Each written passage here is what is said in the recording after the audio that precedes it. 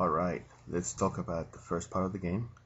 Before we start, let's talk about what everybody's job is supposed to be. Make sure we understand where you need to be during the game.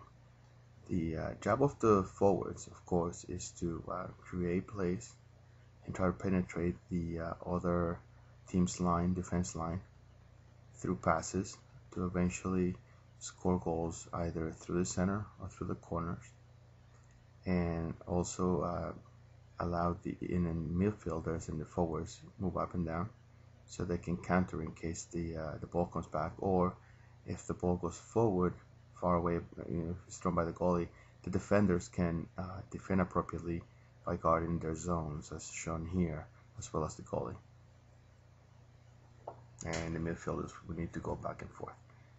Okay, now the midfielders' job is to use both ends of the field, or to either attack or defend. And the midfielder in the middle he's got the most work to do. He's got to go all the way up and down the field. But their idea is that they are there to serve balls, so the forwards can have the option to shoot the ball. So let's start. See how we started here.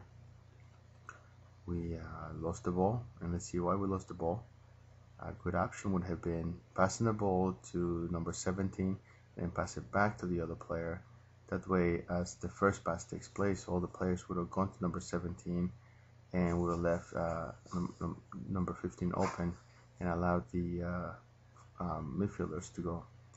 Instead, we decided to go forward, which the player encountered three defenders, or three people defending the ball, making it nearly impossible to maintain possession of the ball, when you could have easily passed it back to allow 15 to move down with the ball and then allow the player to create a play. But let's see what happened here. So we went through people, which is very hard because now you're coming onto a wall when you still had a lot of people open.